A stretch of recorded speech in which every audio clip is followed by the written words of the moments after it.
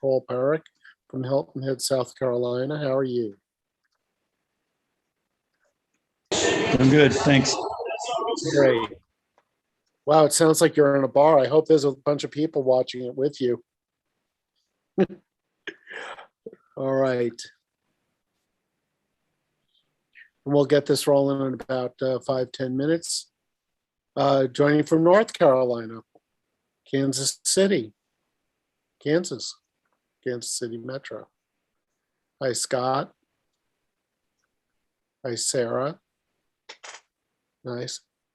Have you guys done watched an EC webinar before? Just say yes or no. Hey, Sarah, thank you. Well, good.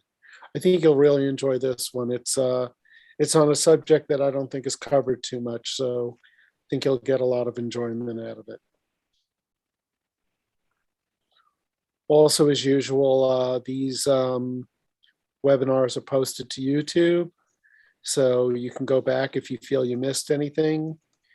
You can always, oh, that's great, Scott, thank you. So you can always go back and look at it again. We'll get the ball rolling here in about 2 or 3 minutes.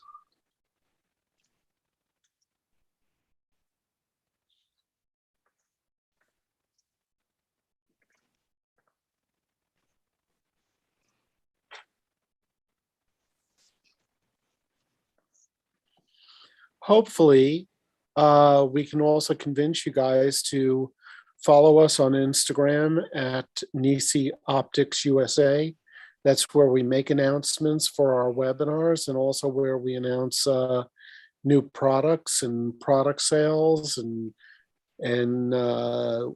seminars and webinars that are done by our photographer partners. Kenny travels the nation and travels to all different areas to give his workshops. And he'll get to tell you a little bit about that.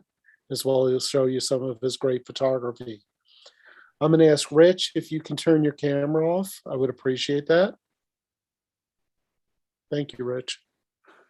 Oh, we have Patrick from Ottawa, Canada. Always nice to have some people from the Great White North tapping in. All right, so welcome to the Nisi webinar. Tonight it is Mr. Kenneth LeRose Jr., who is a traveling photographer. He's one of those photographers that really doesn't have a home base while he is working. He travels the country and I guess the majority of North America, seeking out beautiful places to photograph and people that go and let him share his knowledge with them. And so I hope you take note of who he is and follow him as well. I'm sure you'll give them that information, Ken, when you're on.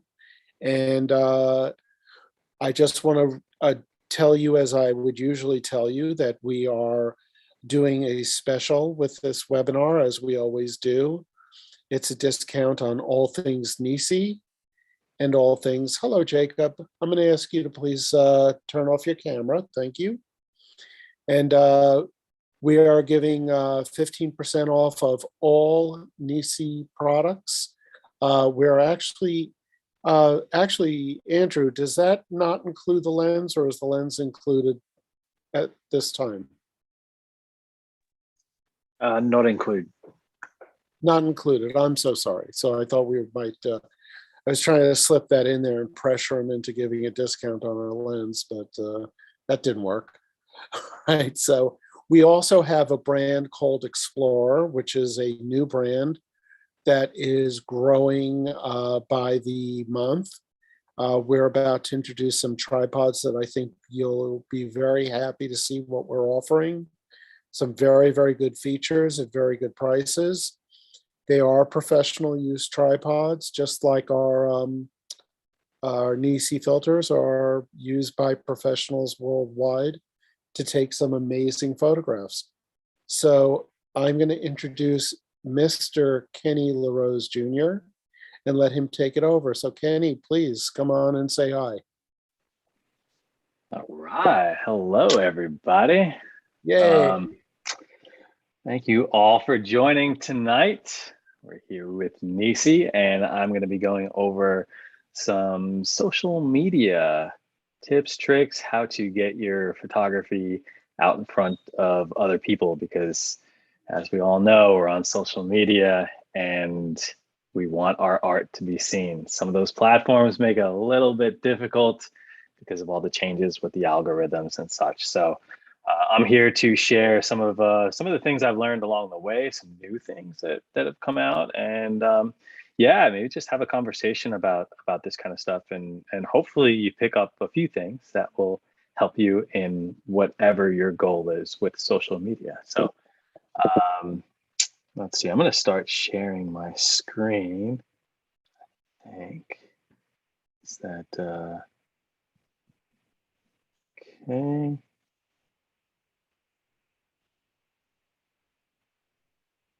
Bear with me here. All right. All right. So here we are, social media for photographers. My name is Kenneth LeRose, also AKA KRL_photo, because a lot of the times that's what we're known by, our social media handles. And so first I want to go into just a little bit about myself so that you guys kind of know who's talking to you tonight. And I'm going to first start off with a major confession.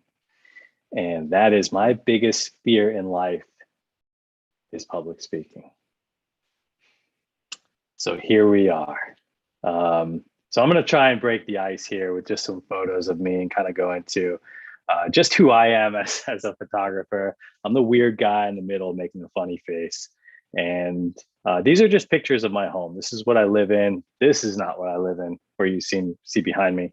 But I live in this little tiny Airstream. It's about 16 feet. It's less than 100 square feet. Been doing this for about 4 years, and I'm a full-time photographer. I teach workshops all over. I teach a lot of astrophotography workshops, landscape. Got some cool ones coming up.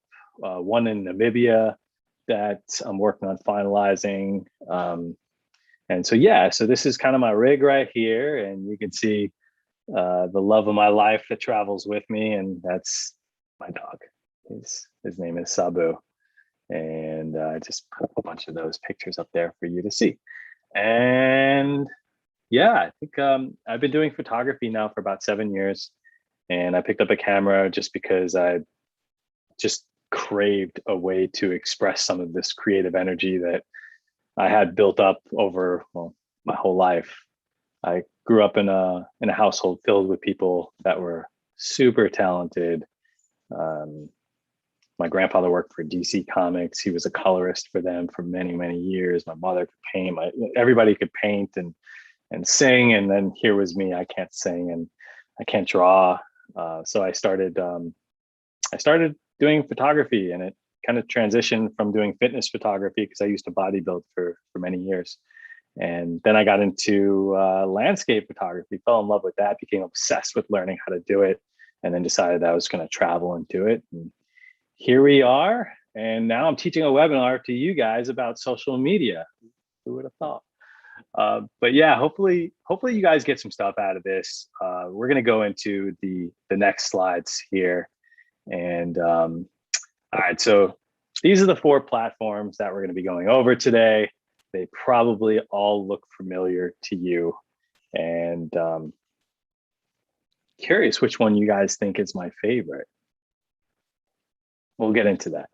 But all right, so first we're going to go into a lot of these kind of mesh into each other as far as like finding good practices to get your work to be seen as a photographer. And a lot of things that you're probably hearing about, like Instagram, they're switching over into more of like a video, more of like a TikTok type of platform, which is true. They're definitely rewarding people who are doing more video on there, opposed to what they initially came out to be, which was a photo sharing platform. And so There are going to be some tips and tricks that you can kind of cross over, but first we're going to start with Instagram and that big old ball in the middle, which is engagement. So let me just move this so that I can see these slides. Okay. All right. So on the top left, we've got interacting. Interacting is just basically commenting, liking, sharing, all of those things that we're going to go more into detail. But I just want to go over just some of those things, which is also going live. So you can go live on Instagram. It's that live button. I use that button a lot of times when I want to collaborate with someone. Like for instance, last week I went live with a buddy of mine, a business partner of mine, Ian, who we're doing an Astro workshop together next month. So we decided to go live, and I interviewed him, and we went over him setting up a tracker and a telescope so people could see that in real time and just like see what goes into that. So you can use live to interact with your own audience, as well as when you go live with someone else, their audience is being tapped into as well. So you'll get more eyes on whatever subject that you want to go over. The next on the bottom left is Reels. Reels have been out for quite some time now, and Instagram definitely pushes Reels to be seen, sometimes more than just those static photos. So a good practice to do with Reels, if you want to do them, and it's not always that you have to be in front of the camera and doing videos of your face, or a lot of people are uncomfortable, especially introverts that do photography. It may not be the most comforting. So even just taking pictures while you're out in the field, or video with your phone of like beautiful places, and then just like meshing them in with photos is a great idea. There's lots of great ideas to use for Reels. And we're going to talk about how Reels can also be used in TikTok, and you can cross over and kind of double dip there on those platforms, where if you create one piece of content for one platform, you can use it for stories on Instagram, which is another thing that we're going to talk about, as well as Reels and TikToks and even on Twitter. So, but one of the most interesting ways to engage on the top right is collaborations. And some of you guys may have seen that little option pop up over the past few days. This is a brand new option that Instagram rolled out just this past week. And it's basically, collaborations are not like paid advertisements, which Instagram has. Those can negatively impact your views on your whatever it is, photo or post, when you do those paid partnerships. But the collaborations are more of a way for you to collaborate or connect someone else's Instagram. So for instance, both users will appear on the final post or reel, whichever one you want to use to collaborate. And each will be able to access organic insights. So you'll be able to see how many likes, views on both of those. So for instance, like if you go to my Instagram, KRL_photo, you'll see I just did a collaboration with Nisi, and I don't know if they accepted it yet. Did you guys accept it yet? Let's see. No, but when they do accept it, then it's going to be shown on both of our platforms. And so now we're dipping into both of our followers, people that are organically seeing our content are going to see it on both sides of the fence there. And it's just a way, I think it's going to be used more for tagging other friends. Like instead of just tagging a person in your photo, you're actually doing a collaboration, so it'll show up on both of their feeds. A creative way that I've seen it being used is with feature pages. So feature pages are now doing collaborations, and so now it's not. And when I say feature pages, so if you look up a big one is like Earth Pics, or even like if Nisi, for instance, wants to post someone's work on their timeline, then they can work out, probably ahead of time, they can work out a collaboration with someone and make sure it's okay. And then they'll accept that collaboration, and then it'll be on both of their Instagrams. So I see it being used for feature pages as well as companies, but probably not paid advertisements. It's going to be interesting to see how that rolls out and how it's interpreted once more people get a grasp for understanding what that's going to be used for. All right, so next we've got stories, those Instagram stories that stay up for 24 hours. You want to make sure you've always got a story up there. And every time you post a new story, it bumps you back up to the very top of other people's feeds. And the trick to being on the top of people's feeds goes all the way back up to that top left, and it's interacting. You want to make sure that you're liking and commenting and interacting and being social on social media. I know, it's crazy. But that is how you are going to be seen. The algorithms reward you for being social. And finally, tagging and hashtags. There's so many different philosophies behind tagging hashtags. I know one buddy of mine does not use hashtags at all, and he gets quite a bit of engagement. And I'm just gonna pull up this just so I can look at my insights. And that comes from the explore page for him. Hashtags are really interesting. They can be hit or miss if you use them. And if you've played around with hashtags, you know that it's a game that is very tough to figure out. For me personally, I've found using around 20 hashtags and finding those hashtags that are like middle of the ground. And when I say that, I mean hashtags that don't have like 6 million other people using them, but maybe 200,000 or 300,000. And if you type in those hashtags in your phone, under the hashtags, you can see how many other people are using those hashtags. So I find that using most hashtags around 200 to 500,000 works well for my Instagram. But again, this is something that you're going to want to play around with and trial and error and see what works best for you. Try posting without any hashtags and see if Instagram then pushes your content to the explore page rather than pushing it through hashtags.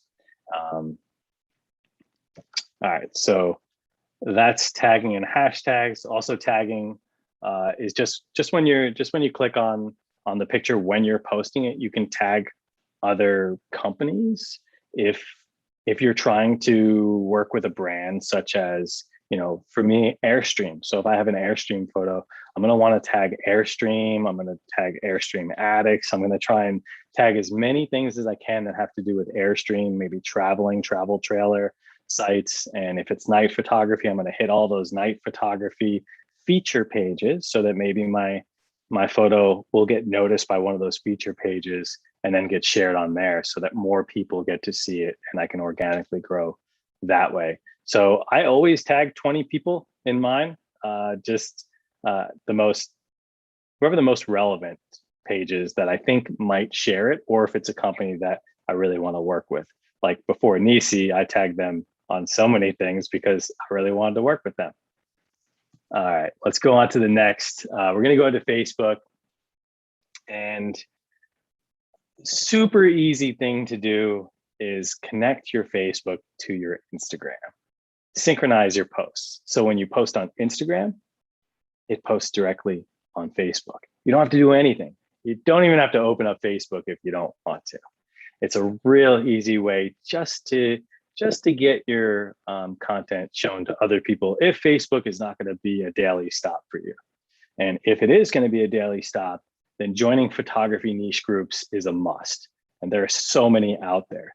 Try to find the ones that are really big and try to find the ones that are really small as well, because you might be able to make those small, intimate connections in the smaller groups. And in the big ones, you might catch some sail and some wind in your sail and get that post to take off.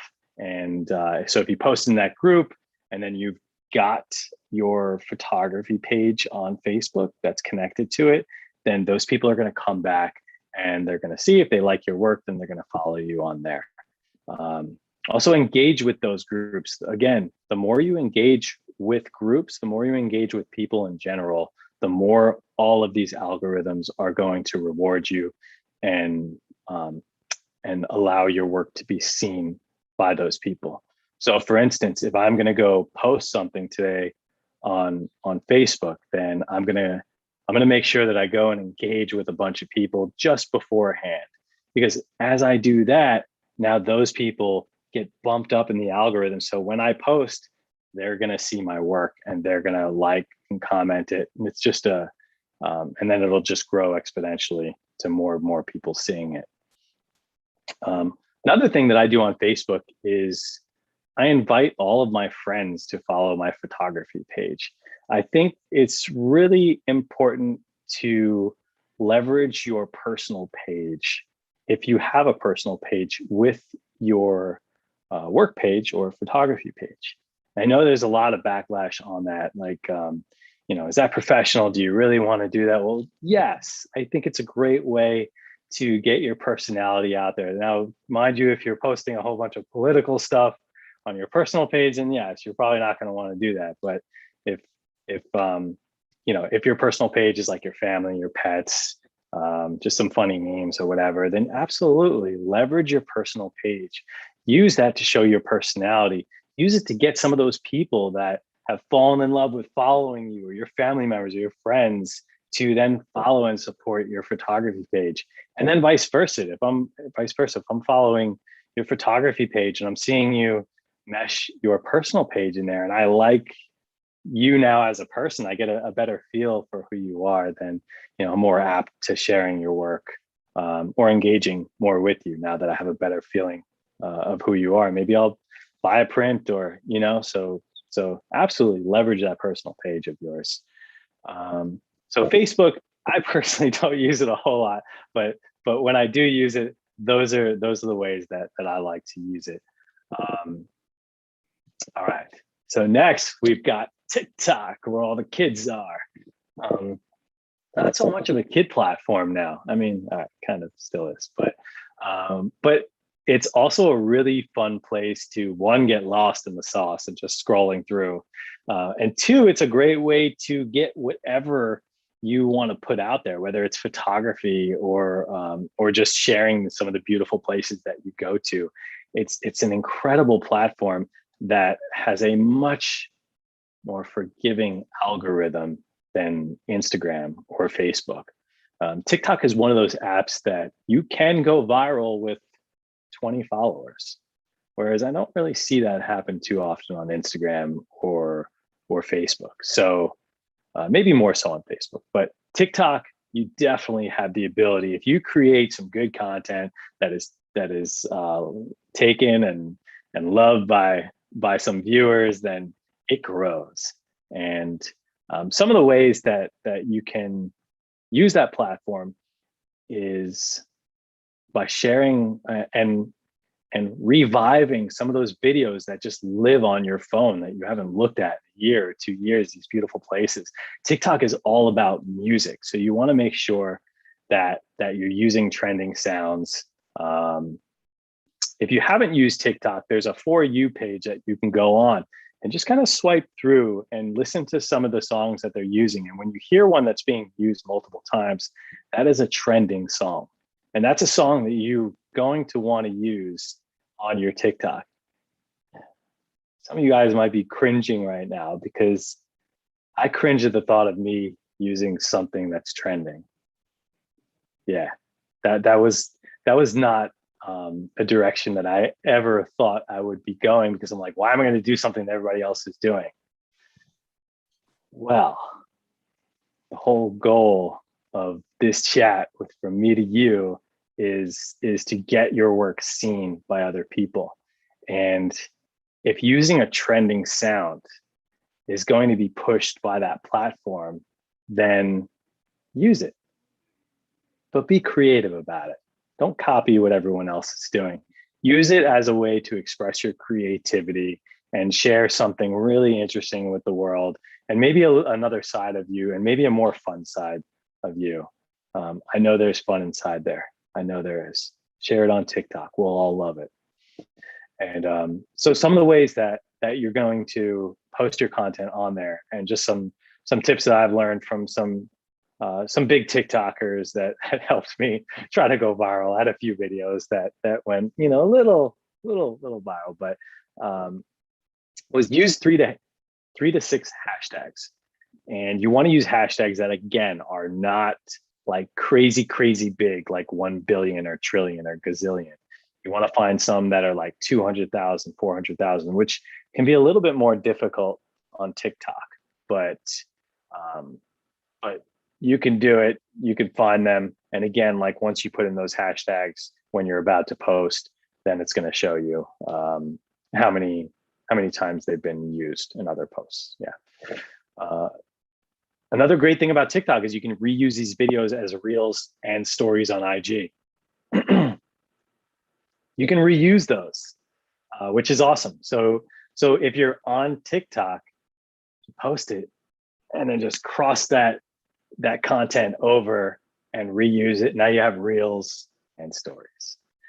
We talked about choosing trending sounds, and TikTok is a little different than Instagram. Instagram, if you post 3 or 4 times a day, you're going to get canceled. People are going to unfollow you and be like, whoa, this guy's or girl's spamming my feed. So TikTok is not like that. TikTok, you can post 3, 4 times a day. It's encouraged. The more you post on there, the more chances that you get for your work to go viral, which is the goal on TikTok, is to go viral and to get people to see your work. You also have 1.2 seconds to grab people's attention. So it is really important. You don't post 30-second videos unless they are incredibly engaging, especially in the first few seconds.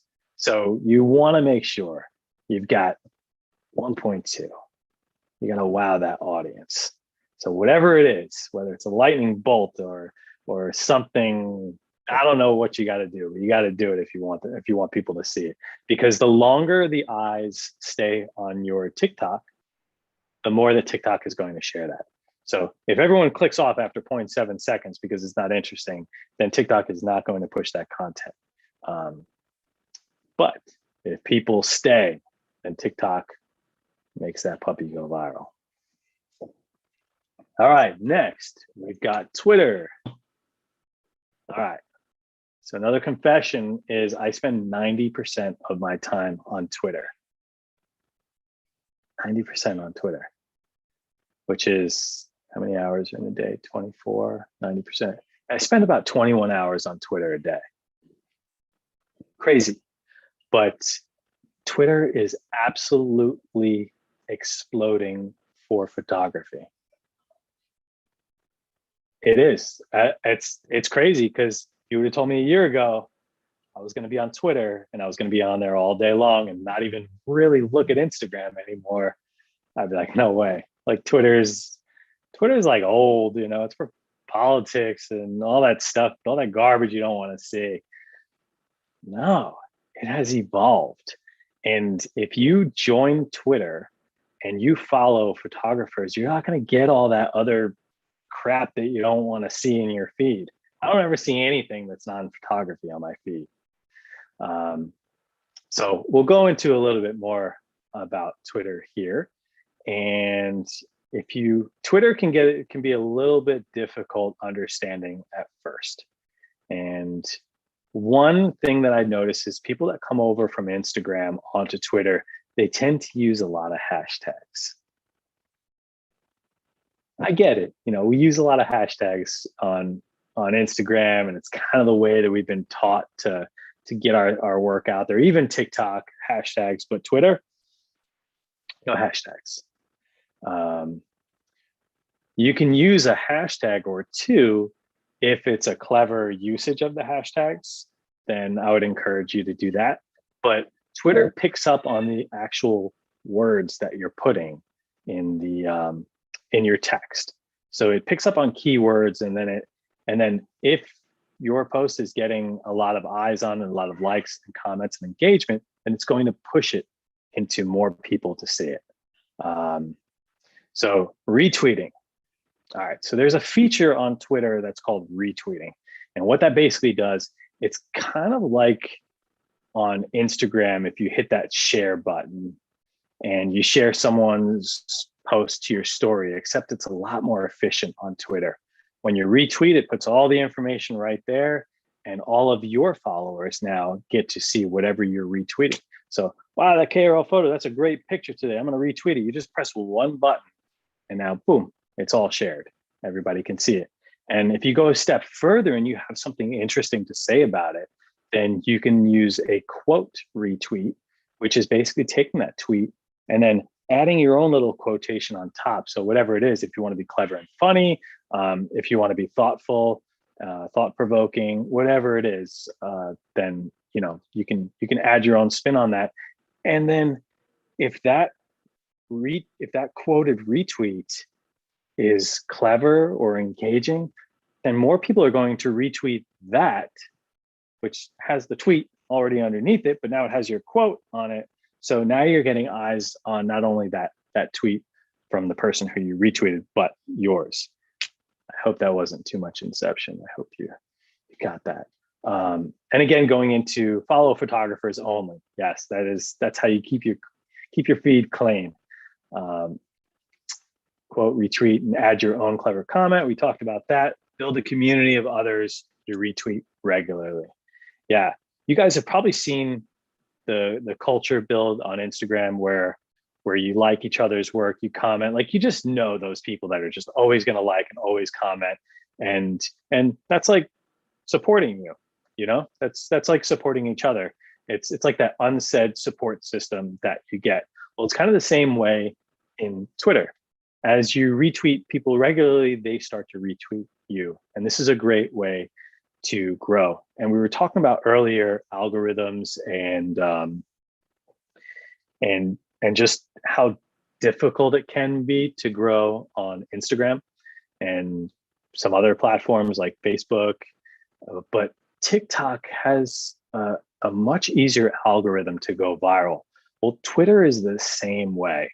If you post something engaging on Twitter, it gets a few retweets, it gets a few likes and comments, then Twitter starts pushing it out to other people that don't even follow you.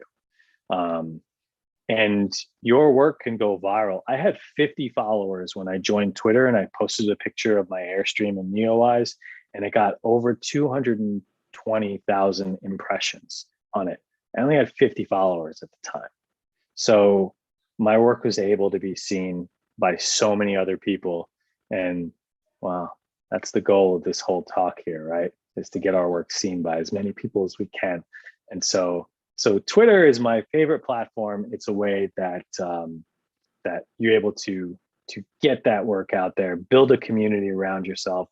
And now we're going to go into Twitter Spaces. So right on the top, that top bullet point, join Twitter Spaces. Do we have any questions up to this point? I don't want to keep going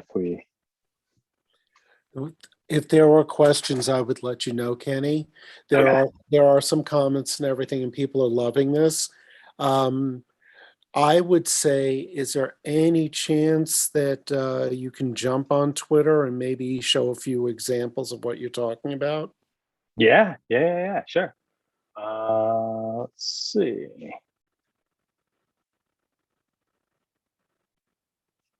Oh, okay. Let's get out of here. I think I have Twitter open.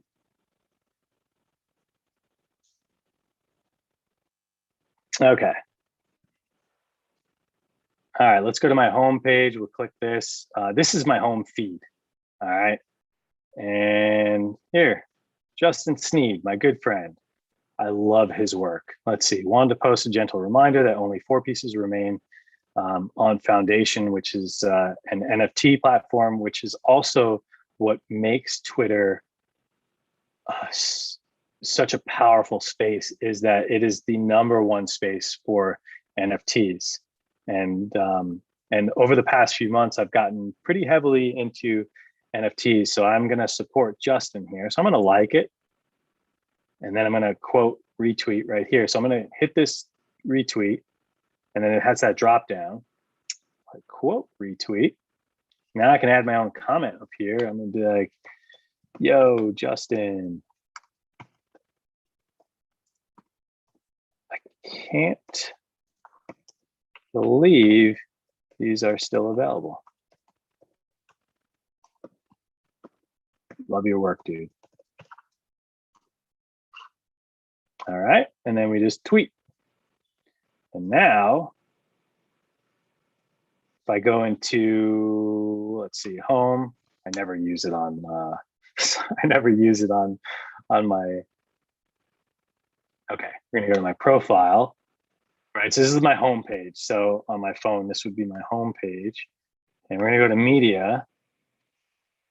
And this is what separates. So this is all the media that I posted. So these are mostly all just my work, like that I posted on Twitter. Leaking an NFT project right there. These are some other NFTs that I own. And then these are all NFTs that I own from other people, other photographers. And I tweeted about them to connect them to get other people to see. All right, so let's go back to home. And you can go down on the feed, and these are just other people's work. This person, Quartz, retweeted this person and put, yes, Josh is such a pillar in the community. And this is Josh's work. So I'm going to like that. And I may not even follow. I follow Quartz because it's in my feed, but I'm going to click on Josh and see if I even follow him. I do. Okay. Because you can see the follow button right there. But yeah, so Twitter is a great way to just constantly connect and retweet and even start threads about. So here, let's go back to profile. All right, so this is my homepage. You like my cat? It's my cool cat. And we're gonna go into my media here. And here's a way that I create a lot of engagement. I'll always ask a question. Like I'll be like, wide or tight? Because this is a wide shot. And then this is the tight shot of the wave. And so by asking that question, we have 121 comments on this photo. 85 people have retweeted it, 673 have liked it. Now, if I don't ask a question, I get 6 comments, 16 retweets, and 143 likes. So you want to put things that are engaging up here, but you don't want to do it too much because then you're just doing the same thing over and over and over again. GM, good morning. You know, so you just notice I'm not using any hashtags on my post either. It's really simple. If I see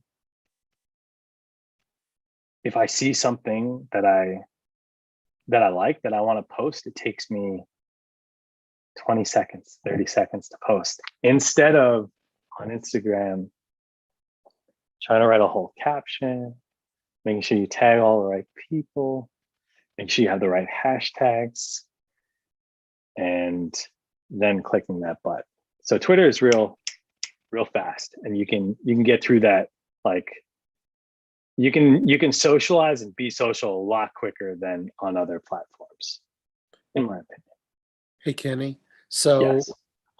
Jacob asks, now you're basically saying don't bother using hashtags, but I'll ask this question anyway. Is there a certain magic number for Twitter hashtags that are relevant to engagement, like how it is on Instagram? No, not at all. Hashtags are not really used on Twitter unless you're being clever with them. So, you know, so maybe I'll hashtag, like if I'm writing a post about my cool cat here, I put like the hashtag cool cat in there, or I'm trying to think of something that's clever, or maybe we can scroll down and see something. But I think you guys get the idea. Like even on other people's posts, there's no hashtags on there because what Twitter does is it picks up on the context of what you're typing. And so backstory for Bow Wow. Okay, so like right here, robo pets. So if somebody this is an NFT, and the name of them are robo pets. So they don't have to hashtag that, but I bet anyone else that has engaged with a lot of posts that have robo pets in them, Twitter is going to show that to them in their feed if this blows up and it becomes more viral than it is there. Does that make sense? Yes. Also, so Rich Brooks is asking, are you selling prints or workshops on Twitter, or do you just follow photographers? What was the first part of that question? Sorry. Are you actively selling prints or workshops on Twitter? Yeah, yeah. So, yeah, actually, one of the people that came to my last workshop, I met on Twitter Spaces, which is I don't know how to get it on the actual computer, but Twitter Spaces is, if you guys are familiar with Clubhouse, and if not, I'll go into real quick what Clubhouse is. It's another social platform where people can go on, and it's got different, think about it as like the old school AOL chat rooms, except instead of typing, you're able to use your voice and there is no typing. So it's like a live podcast in different rooms that have different themes that you can talk about photography, you can talk about whales, you can talk about wildlife, like whatever the subject is, there's a Clubhouse room for it. And Clubhouse got really big and then it died. I was really big into Clubhouse. And once that died, Twitter Spaces took over, and Twitter Spaces are the equivalent of that. But the benefit for having like that Clubhouse feel on Twitter is that now you have your social media, your Twitter connected. So as you're talking to people live in these Twitter Spaces about whatever the subject is, whatever room you're in, which most of the rooms are photography or NFT. Honestly, most of them are NFT related. And if that's something also that you guys are looking to get into and looking to learn more about, you can feel free to ask me any questions about it. But my best advice is to join Twitter and sit in Twitter Spaces, and you will learn very quickly about NFTs and what they are and how you can get into them, how you can sell your work as a photographer, and or how you can invest your money in them as well. It is a booming market right now for photographers, and Twitter is the place for that. And those spaces is absolutely the number one spot to be in, to learn all the lingo and what to do and how to segue yourself into that arena. So Kenny, can you cover NFTs a little bit? Because we do have a question about what is an NFT? Yeah, absolutely. NFTs are non-fungible tokens, which probably doesn't mean anything to you. So that doesn't help, but that's what it stands for. And what that is basically like, let's see, trying to think of an analogy, but NFTs are basically like, you have cryptocurrency, right? You have Bitcoin. We've all heard of Bitcoin. Bitcoin is sold for Bitcoin. That's what it is. You can trade Bitcoin for money, and that's it. Well, a non-fungible token is basically like, I have this water bottle right here, and I'm gonna take a picture of it, and I'm gonna sell it for however much Ethereum I want to, because NFTs are based on the Ethereum blockchain. Ethereum is another type of cryptocurrency. And so I'm trading this item for actual Ethereum. So we're not trading one, Bitcoin for money or Bitcoin for Bitcoin, but this object for Ethereum. And what NFTs basically are, the best way to try to describe them is, you have, let's go to trading cards, right? Let's go with baseball cards. And when you're growing up, or when I was growing up, we had baseball cards and they were collectibles. And at a certain point, Ken Griffey Jr. was worth a lot of money. Why? It's a piece of cardboard. It's like this cheap piece of cardboard, Ken Griffey's name on it. Like, why is it worth anything? It's because the community deemed that as being a collectible and put value on that card. So NFTs are essentially those collectibles, but on a blockchain, cyber, like these cyber original pieces of art, whatever it is. If we're talking about photography, which we can talk about anything, that cool cat that you see on my screen is an NFT that I purchased. And so I bought that because I'm investing a lot of money in a stupid little JPEG, but it's a cute little JPEG, and the community has deemed that to have a specific value to it, and those values go up and down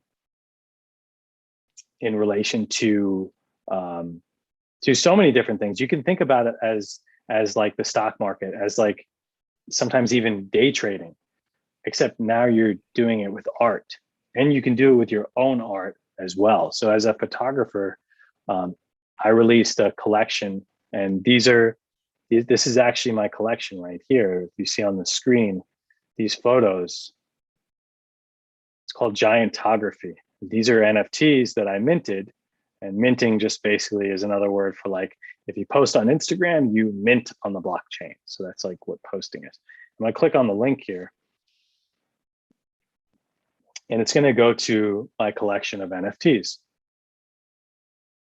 And so I am selling all of these for 0.25 Ethereum. Some of them have been sold, some of them are still for sale. So people can purchase them. NFTs are booming. So the reason why people are jumping in and investing, a lot of really, really big investors are investing in NFTs, is because eventually the world that we're in is going to be utilizing this blockchain for so many of these smart contracts, for so many other things, like movie tickets and airplane tickets, and like they're investing in this technology with the blockchain. But NFTs are like so new and fresh that people are jumping in and spending a lot of money on NFTs and collecting them as people did back in the day with trading cards. Kenny, are you selling your copyright to the images? And is that person now have exclusive rights to that image? Yeah, it's a really good question. So the beauty of NFTs is you can do whatever you want with utility. So that would be a utility that you would choose as the creator what you want to do. To answer that question, no, the copyrights are not being given. They simply get this JPEG in their wallet, in their OpenSea wallet, and they own the original version that I minted on the blockchain for $1,057. They get no rights to the image. It's a collectible. They're collecting it. The reason why you'd want to buy photography from someone is because if someone is in the space as in NFT space, and they're showing up and they're creating new art and they're being innovative, and you like their work and you want to support them, right now is the time where you can get a lot of these pieces of work for very little bit of money. And the idea is that they're going to be worth more as time goes on. So people are investing in other people. And the beauty, in which I didn't see happening in this space, is that other photographers are supporting other photographers, which is crazy, because you would think, like, as a collector, as an NFT collector, you would probably like just come into the space and just buy what you want. And I didn't come into this NFT space thinking that I was going to go ahead and buy a whole bunch of other people's art. I just wanted to sell mine. That was my initial reason for coming in. But the community is so strong, and so many people are new, and we're so early in this space that that we're all supporting each other. Like, I own 16 other photography pieces in my wallet, which is a lot of money, but people are buying my stuff, so I'm giving back into the community and buying other people's stuff. So it's a really interesting space. And Well, let me ask you this. Silver Surfer is an image. Can you sell Silver Surfer several times, or does it create a better value for your collectors if you say, I'm only going to sell one of these, or 6 of these, or 10 of these? Yeah, another good question. So So there's so many different ways to go about, and you can literally do anything that you can think of in this space. This is a one of one, which means there's only one of them. I'm not selling any other ones. However, I can make a 10-piece edition of this and sell them all for 0.05 Ethereum, just a few $100s, and have 10 of those on there. I can also add utilities to this. So let's say you buy this NFT and you'll get access. Now, I didn't do this, but I could do this. I can grant whoever purchases this NFT access to my next Oregon Coast workshop and be able to go to this place. So like the possibilities are endless. You can add so much more utility, or as little or as much as you'd like to. Or I can include 24 by 36 print of this with a purchase of this NFT. So there's lots of things that I can do to be creative to sell this. Well, I will tell you this, audience, when Kenny first spoke to me about doing a workshop with us, he wanted to focus on NFTs, and I can quickly see that we could do a full 45 minutes just on NFTs. I'm going to ask you one more question about this, and then I think let's get back to your presentation and get to a closing point. But Jacob asks, have there been any issues with copyrights regarding NFTs, or is it so encrypted in the blockchain that those types of issues are non-existent? Yeah, it's an interesting question. There's people who are in the NFT space are not purchasing these photos for copyright. So I think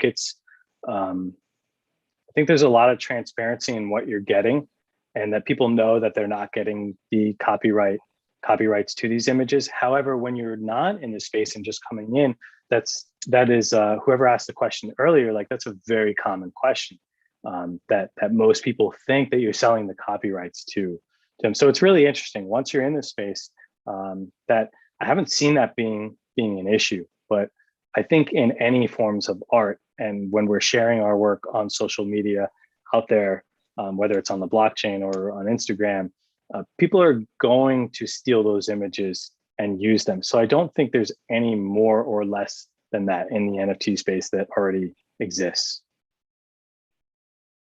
Okay. All right. So why don't can we get back to your deck? And Yeah. I think we're pretty much, let me just see. I don't remember if there was oh yeah, I think this was the last one. I just tossed in just the different social media platforms that you could see the different interfaces, and I was gonna end it here and take any questions if there's I guess there was a few other things I have written down here, just a few little quick tips, just in general on any of these social media platforms. And we talked about engaging, we talked about commenting and liking, and also another thing that I think works really well is follow the follow. And what that means is go ahead and look at, if you're a landscape photographer and you do Astro and landscape, then go ahead and go on my profile and go and see who follows me and who comments and who's consistently showing up on there, and go ahead and follow those people. Follow the people that are following. Notice the people that are active in the community and go and follow them and become active with them. Because chances are they're going to follow you back and they're going to engage in your work just as they're doing on many others. Just trying to see in my notes if there was any. Yeah. And then just another tip, just when you're posting, like whatever it is, we kind of went over that with asking the question, just making sure whatever you put is engaging.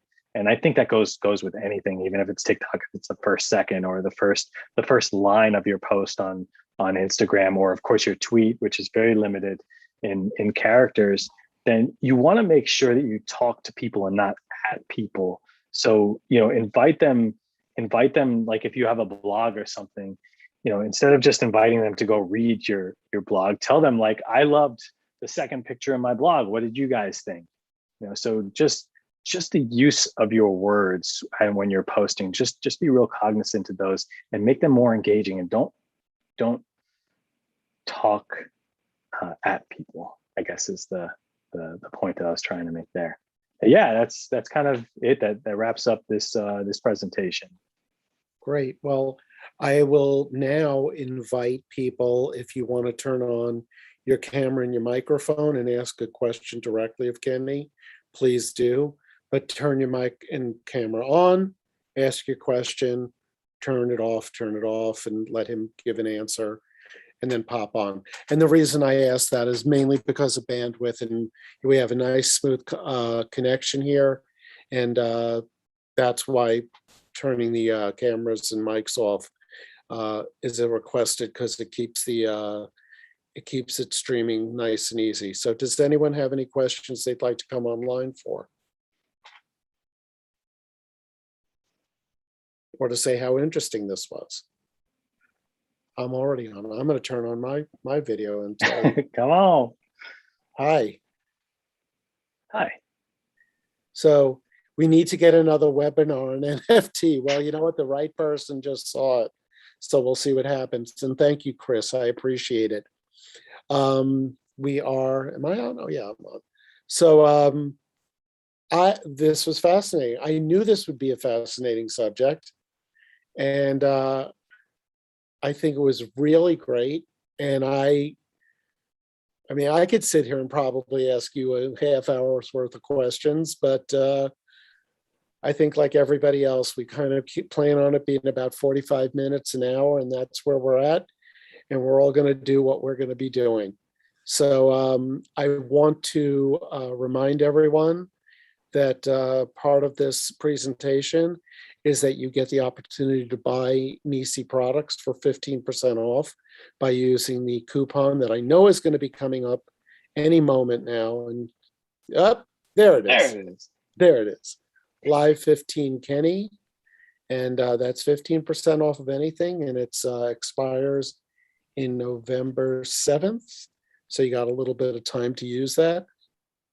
That also includes Explorer Photo Video, which is our new line. So you can look up Explorer Photo and Video and see what we have there. Kenny, this was great, so wonderful. And you know, we're getting a lot of stuff on chat about how wonderful it was. Extremely interesting information. Thanks so much, Nisi. Great presentation, Kenny. So thanks, guys. You're not so bad at public speaking, my friend. You did very well. Dude, that was the longest I've spoken continuously in front of anybody in a long, well, probably ever. So well, you did great. Thank you very much. I will be time to refocus on Twitter. Yeah. That's an insight that's totally surprising to me, is that the photography community is like moving towards Twitter. I think that's really cool. Very good, Kenny. Like Ali said, you rock, and I'll be in touch with you in a day or two to sort of do a wrap up. But this is fantastic. Thank you so very much. No, thank you. Yeah, I appreciate all you guys coming in and giving me a platform to speak here. And yeah, I could go on about NFTs forever and ever and put together a presentation about that. I'd love that. And to talk more about Twitter, because I think it is I think it is really a pivoting time right now, and a great time to get in on that platform. And I can go on about that, but yeah. If you guys are on Twitter, find me on there. I think we might have a way for you to have another presentation. So you guys follow us on Instagram, and you'll see where I'm thinking about putting Kenny. All right. You take it easy, man. Be good, Thanks. Be well, stay safe. Yeah. And everyone, I'm going to hit that big quit button, and good night. And thank you very, very much for participating. Thanks, guys. See you later.